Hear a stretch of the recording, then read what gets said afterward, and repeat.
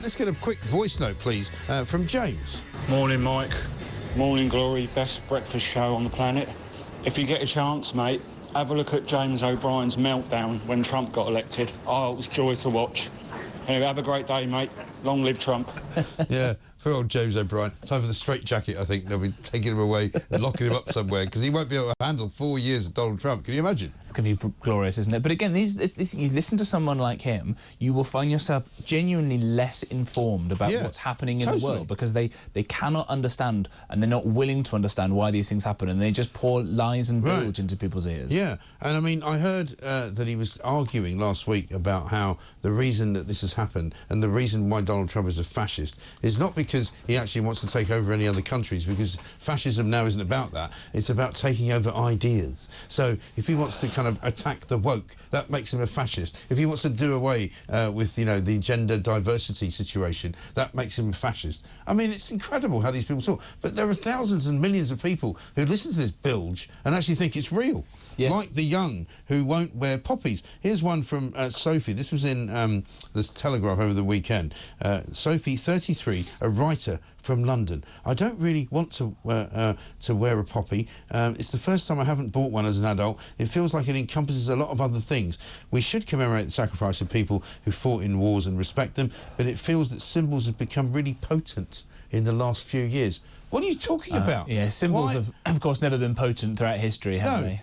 I mean, and it really is quite extraordinary. And then they go on about, you know, why is it that if somebody goes on TV... Listen, I totally respect it. If you want to come on television or want to walk down the street and not wear a poppy, that's entirely up to you, you know, because we fought for those freedoms in order for you to have the choice. Don't blame you. We've got that famous footballer from Wrexham, haven't we? James McClean, who every single year is a story in the Mail, because every single year he doesn't wear a poppy. Some years he does it better than others. Last year he particularly excelled himself because he put out a picture of himself on Instagram wearing a balaclava like an IRA terrorist, talking to his children about why the British Army were bad people, you know? And you kind of go, mate, just forget about it. If you don't want to wear a poppy and you don't want to stand with your fellows, you know, commemorating the war dead, then fine. Just not try to make a big deal out of it. I mean, if I were an Irish nationalist, I probably wouldn't use the Second World War as my cause celeb to try and point out that I was a good person. No. Where were those U-boats docking again? Yes. It was Dublin Harbour, wasn't it? Yeah, that's and the neutrality against the Nazis. But also there were plenty of Irish people, both from the south and the north, some of whom were sort of Republicans, some of whom were loyalists, who fought in the war. Here's more quotes from Sophie, you know, the misguided 33-year-old. I can't think of any of my friends who would buy a poppy now. She says, it feels too close to nationalism somehow. I have a lot of pride for my relatives who fought in the Second World War, but I'm not sure wearing a poppy just says we are commemorating that anymore. I feel like it sends out a wider message. It's hard to articulate, but it's somehow linked to how you feel about the country. It feels a bit adjacent to hanging a St George's cross in the window of your sitting room. Like, that's a bad thing. What's wrong with them? It's beggars belief. I put out a tweet at the weekend. I was like, what's actually wrong with Britain? Why the hell are people suddenly obsessed with the fact that the poppy, the flag of St George and the Union flag are somehow measures of fascism? So how did we get here? There's a couple of factors in this. It's the fact that we've taken some of the worst bits of various liberal ideologies and not tried to inculcate these values in young people. Right, we don't teach this stuff anymore. When you were younger, there'd be a load of war movies on. You'd be taught about the sacrifices that people made. You would have known these people. Obviously, we're a less martial society now than we were in the time of the war or in the decades that succeeded it.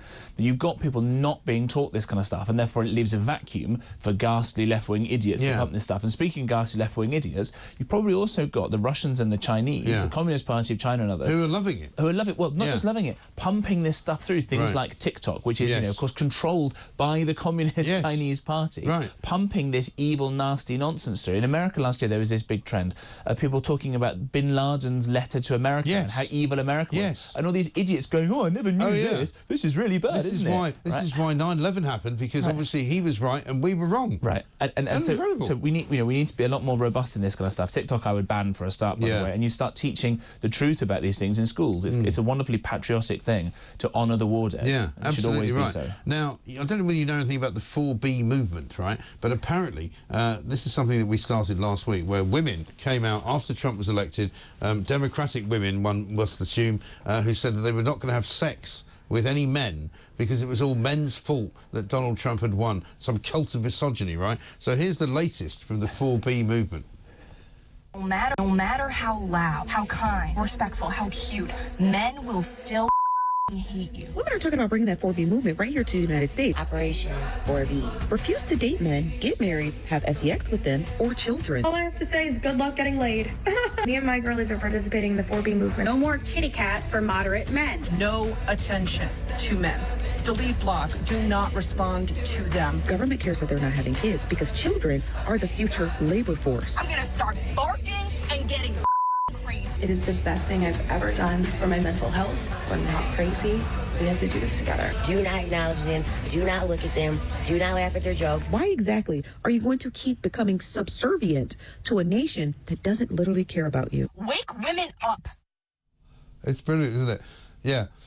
Don't talk to men. Don't laugh at their jokes. I mean, this is now a political movement.